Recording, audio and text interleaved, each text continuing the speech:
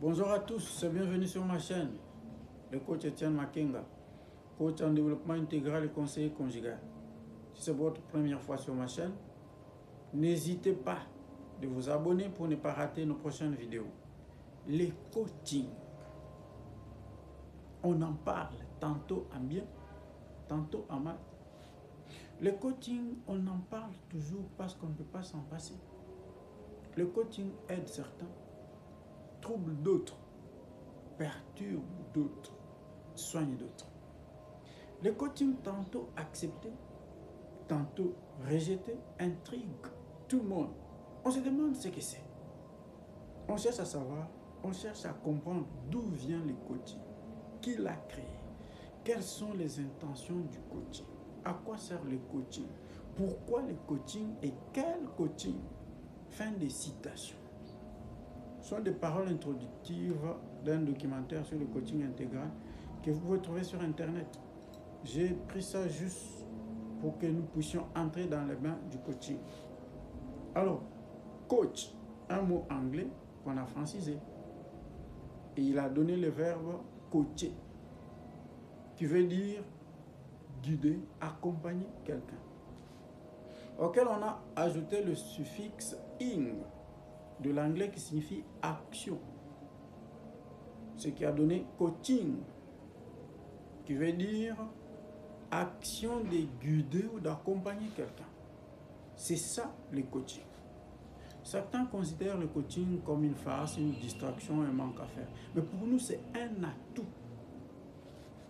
Le coaching nous permet de mener une vie centrée sur soi-même, avec comme orientation, avec comme repère Dieu. Le coaching permet de savoir que nous sommes nous-mêmes solution à notre problème. Les autres donnent leurs avis parce qu'ils ne sont pas nous. Ils ne vivent pas notre réalité, ils ne traversent pas, ils ne connaissent pas ce que nous vivons. C'est pourquoi les solutions que nous prenons des autres ne marchent pas. Chacun est unique en son genre. Et pour avoir solution à son problème, il doit puiser en lui. C'est comme la croix. Chacun a sa croix taillée en sa mesure. Personne ne peut ni supporter, ni porter la croix de l'autre. Si la personne que tu envies souvent là t'ouvre tout son cœur et te dit ce qu'elle traverse, ce qu'elle vit réellement, tu vas arrêter de l'envier. C'est la même chose avec le coaching. Étant donné que chacun est unique, irremplaçable, il est impossible que la solution soit transposée. Et c'est l'erreur que commet beaucoup de conseillers. Ils prennent une solution qui a marché ailleurs, dans pareille situation, et veulent la transposer chez une autre personne. Ça ne marchera pas. Ce n'est pas la même portion. La solution, la vraie solution durable, c'est celle qui sort de soi-même. Il suffit d'apprendre à travers le coaching comment se connecter en son être intérieur, à son véritable moi. Le coaching, c'est cette capacité-là d'écouter Dieu qui est en nous. Et de l'écouter, Dieu, on ne l'écoute que dans les silences. De l'écouter, nous dire, nous parler, nous guider, nous accompagner et nous orienter pour nous conduire vers le bon port. C'est comme quelqu'un qui cherche à corriger une erreur sur l'impression. Il se met à corriger sur le papier sans corriger dans l'ordinateur et il espère avoir une bonne impression quand il va imprimer. Ça ne marchera pas. Le coaching vise à rétablir et à garder l'harmonie entre, d'une part, l'homme et la nature et d'autre part, l'homme et Dieu.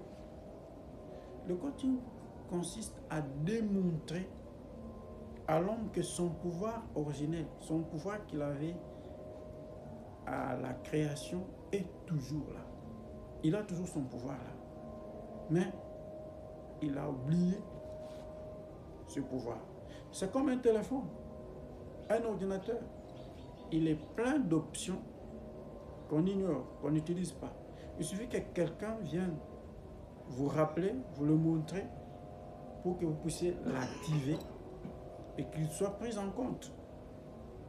Donc le but du coaching, c'est d'éduquer l'homme, d'une part, à prendre conscience que Dieu est en lui. Excusez-moi. Et à découvrir les potentiels immenses qui sont mis en lui. Dieu a créé l'homme, il lui a donné le pouvoir.